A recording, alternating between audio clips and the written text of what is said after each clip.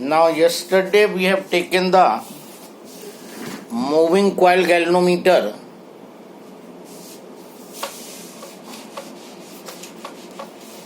that was used to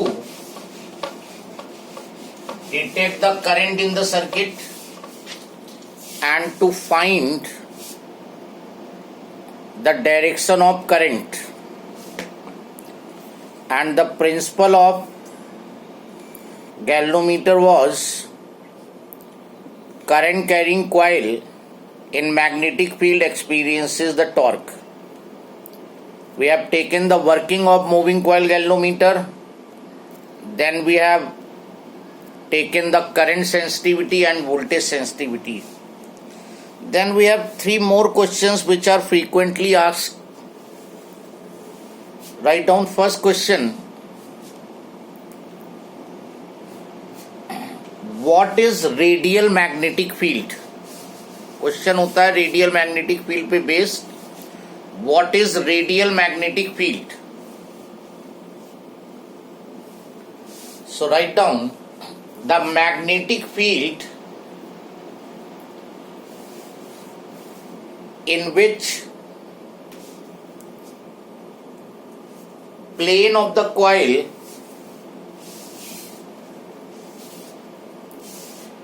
is always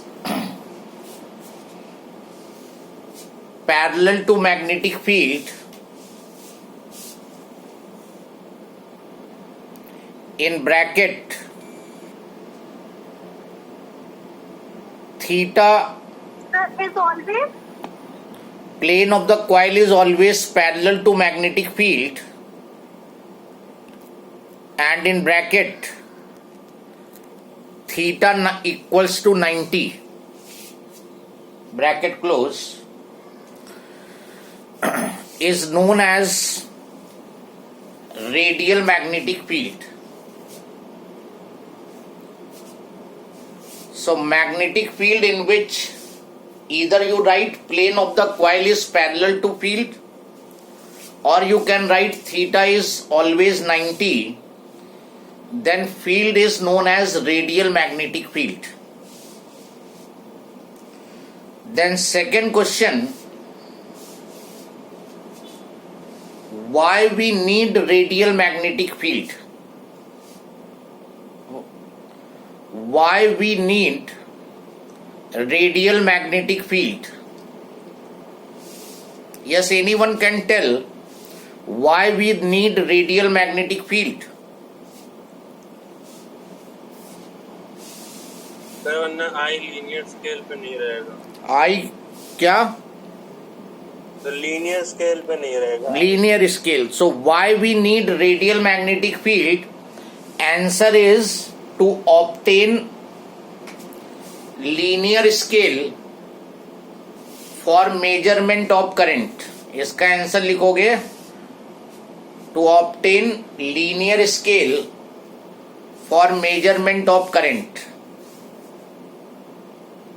current measurement में linear scale obtain करने के लिए we need radial magnetic field.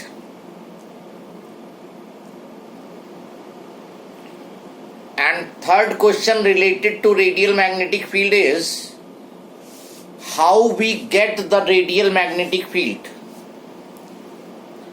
How we get radial magnetic field. Radial magnetic field हम कैसे obtain करते हैं?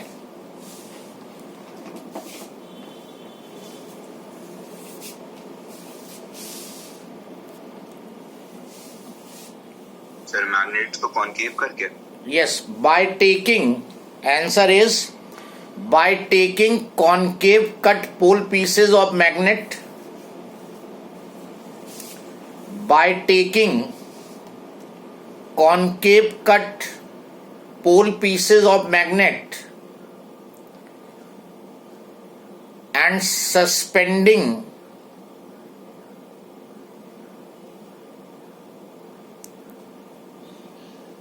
coil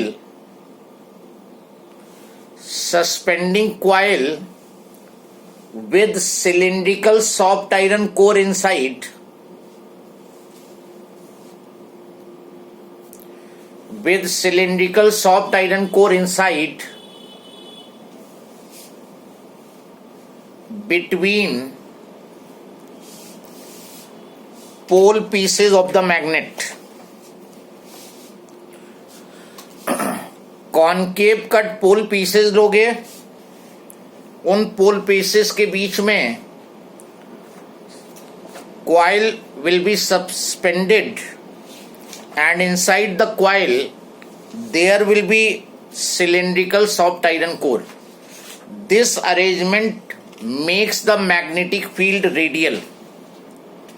So first you read carefully what question is there in the paper, whether it is what is radial magnetic field, or it is how we get the why we need radial magnetic field, or how we get the radial magnetic field, and accordingly you will answer the question.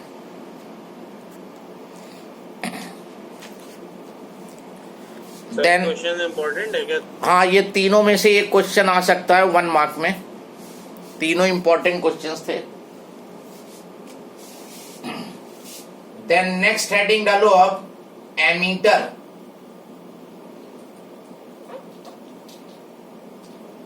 Ammeter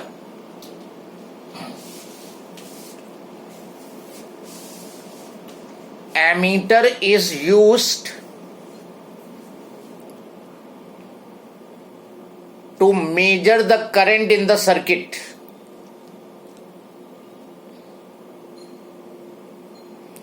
Initially I have told you that ammeter and voltmeter are modified form of galvanometer. So this ammeter is used to measure the current in the circuit, and in the circuit it is always connected in series, and in the circuit it is always connected in series. Ammeter जब भी तुमने DC circuit वाले chapter में connect किया होगा तो हमेशा series में कनेक्ट किया होगा. Ammeter is always connected in series in the circuit. Next line, ideal ammeter has zero resistance coil. Ideal ammeter has zero resistance coil, and as zero resistance coil is not available,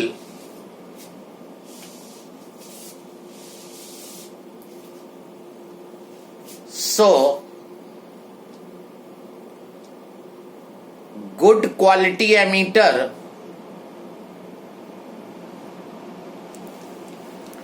should have very low resistance.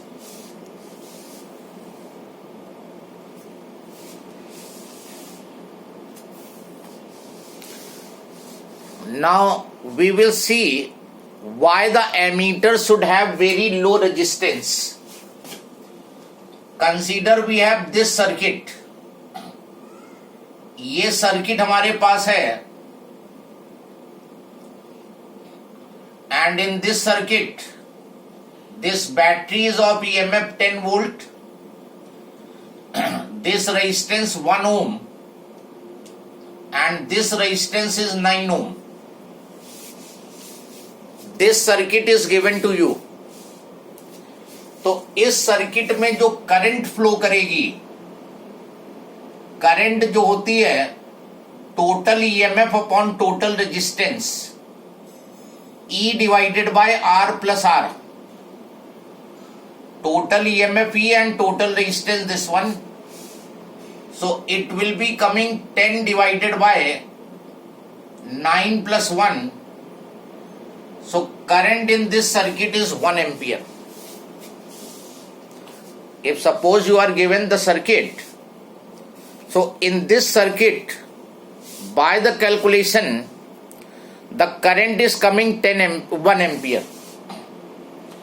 Now you want to measure this current. अभी यहाँ major करने के लिए कोई arrangement नहीं था, लेकिन circuit में करंट जो फ्लो कर रही होगी वो 1 एम्पियर होगी. Now you want to measure this current. अब तुम इस करंट को मेजर करना चाहते हो तो सर्किट सेम है, लेकिन इस सर्किट में तुम्हें एमीटर कनेक्ट करना पड़ेगा. मेजरिंग इंस्ट्रूमेंट कनेक्ट करोगे. This is 9 ohm, this is 1 ohm, this is 10 volt. पूरा सर्किट वही है. Ammeter which is the basically galvanometer, और गैल्वेनोमीटर में क्वाइल होती है. तो क्वाइल जो है किसी वायर की बनी होगी and that wire will have some resistance. Wire का कुछ ना कुछ रेजिस्टेंस होगा and let us suppose the coil has resistance 5 ohm. इस एमीटर की क्वाइल का रेजिस्टेंस जो है वो 5 ओम है. अब देखो कितनी करंट फ्लो करेगी इस सर्किट में. Now the current will be E divided by total resistance हो जाएगा capital R plus small r, और फिर एमीटर का भी रेजिस्टेंस ऐड हो जाएगा. ये आ जाएगा तुम्हारा 10/15 0.67 एम्पियर. सर्किट में एक्चुअली करंट है 1 एम्पियर और ये रीड करके तुम्हें 0.67 एम्पियर दे रहा है. नियर अबाउट 33% की एरर आ रही है यहां पर. So you will not prefer this instrument, क्योंकि जब तुम इस इंस्ट्रूमेंट से रीडिंग रिकॉर्ड कर रहे हो तो तुम्हें एक्चुअल वैल्यू मिल ही नहीं रही है. You are getting less value here. You got my point or not? Without any measuring instrument, actual current in the circuit is 1 ampere. But you want to read that current, you want to measure that current, and when you connected the measuring instrument, that is ammeter, तो जो current उसने record करके दी वो actual current record ही नहीं की. उसने record करके दिया 0.67 ampere. So for correct measurement, अब ये परफेक्ट मेजरमेंट तभी करेगा जब एमीटर का रेजिस्टेंस 0 हो जाए. अगर रेजिस्टेंस एमीटर का 0 हो जाए तो ये मेजरिंग इंस्ट्रूमेंट 1 एम्पियर रिकॉर्ड कर देगा. लेकिन 1 एम्पियर रिकॉर्ड करने के लिए रेजिस्टेंस 0 होना है, और क्वाइल का रेजिस्टेंस 0 हो नहीं सकता है. कोई भी कैसी भी क्वाइल लो, वायर होगा और वायर के रेजिस्टेंस होना ही होना है. तो बस यही पॉसिबिलिटी बनती है कि जितना कम से कम रेजिस्टेंस लोगे एमीटर का, उतनी एरर जो है वो कम होगी. इसलिए पहले अगर पूछे what is the resistance of ideal ammeter, तो it should be 0. But 0 resistance coil is not available. तो जितना लो रेजिस्टेंस होता जाए, lesser the resistance of ammeter, better will be the instrument, that measuring instrument. जितना लो से लो possible हो उतना better रहेगा. अब बताओ इस एमीटर का रेजिस्टेंस तुम लो कैसे कर सकते हो? 5 से नीचे इसका रेजिस्टेंस कैसे ले जा सकते हो? है तुम्हारे पास कोई मेथड जिससे इस एमीटर का रेजिस्टेंस 5 ओम से कम कर लो? You can make the modification. How can you change the resistance of this ammeter? How can you lower the value of resistance of this ammeter? Meter के कॉइल की लेंथ कम कर दें और एरिया बढ़ा दें. नहीं, एमीटर में डिस्टरबेंस नहीं कर सकते हो तो उसके अलावा कोई मेथड बताओ. हैं? कॉइल वोल्टेज कम करने से तो करंट कम हो जाएगी. रेजिस्टेंस तो कॉइल का वही रहेगा. रेजिस्टेंस वोल्टेज पे कहां डिपेंड करती है? पैरेलल में लगा दे. क्या लगा दे पैरेलल में? एमीटर रेजिस्टर को लगा दे पैरेलल. नहीं, एमीटर पैरेलल में तो लगा ही नहीं सकते हो, फिर वो करंट ही नहीं मेजर कर पाएगी सर्किट की. सर मीटर का टर्मिनल वोल्टेज निकाल करके उसको जो भी वैल्यू आएगी उससे सब्ट्रैक्ट कर देंगे तो फिर वो उसके आसपास ही आएगी। नहीं तो उससे इंस्ट्रूमेंट पे क्या फर्क पड़ा है? तो तुम कैलकुलेशन कर रहे हो। इंस्ट्रूमेंट का रेजिस्टेंस तुम्हें बदलना है, कुछ थोड़ा बहुत मॉडिफिकेशन कर सकते हो लेकिन उसकी कॉइल खोल के उसकी लेंथ को नहीं चेंज कर पाओगे। हाँ हाँ, बहुत जनरल मेथड है, बोलो सोचो। चलो अच्छा दिखाते हैं। ये रेजिस्टेंस 100 ओम का है और इसके पैरेलल में अगर 10 ओम रेजिस्टेंस लगा दो क्या होगा? क्या बताया था? If resistances are connected in parallel then equivalent resistance is less than least value of resistance present in the circuit। जब रेजिस्टेंस पैरेलल में लगते हैं तो रेजिस्टेंस कम हो जाता है और जो लीस्ट रेजिस्टेंस होता है उससे भी नीचे चला जाएगा रेजिस्टेंस। तो अब इसका पूरे का रेजिस्टेंस 10 से भी कम हो जाएगा और अगर इसके पैरेलल में 1 ओम लगा दो तो 1 से भी नीचे चला जाएगा। तो अगर इस गैल्वेनोमीटर के पैरेलल में एक लो रेजिस्टेंस लगा दें, अगर तुमने 0.1 ओम का रेजिस्टेंस पैरेलल में लगाया तो टोटल रेजिस्टेंस एमीटर का 0.1 से भी कम हो जाएगा। तुमने 0.001 का लगाया तो उससे भी कम हो जाएगा और वो उतना बेटर होता जाएगा। तो now important question for 1 mark.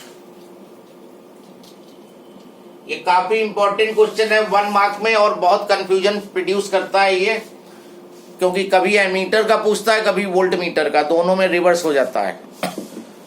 To convert galvanometer into ammeter, to convert galvanometer into ammeter, a low resistance is connected in parallel with the galvanometer coil.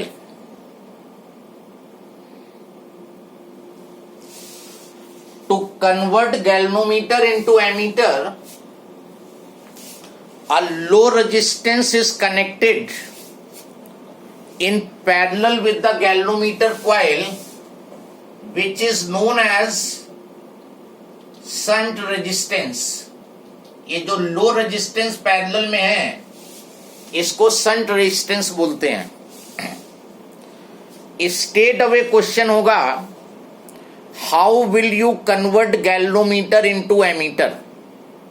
And your answer will be by connecting low resistance in parallel with the galvanometer coil. Now see here, this is your galvanometer coil। ये galvanometer coil जिसका resistance G है, इसके parallel में low resistance connect कर दो।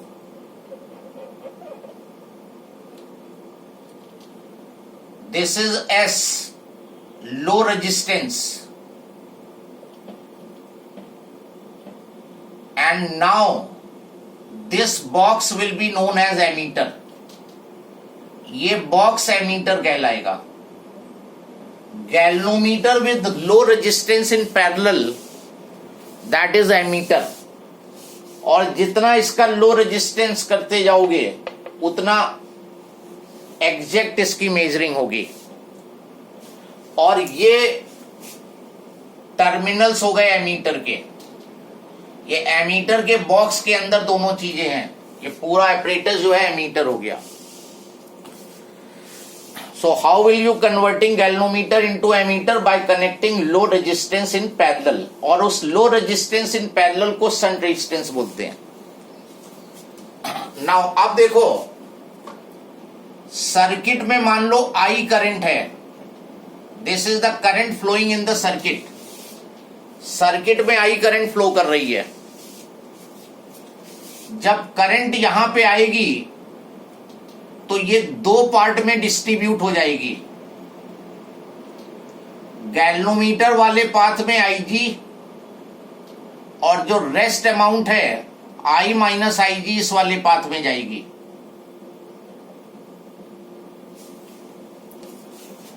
किसी circuit में, circuit के साथ तुम्हें दिखा दे रहे हैं, इसको देख लो बस। ये सर्किट था,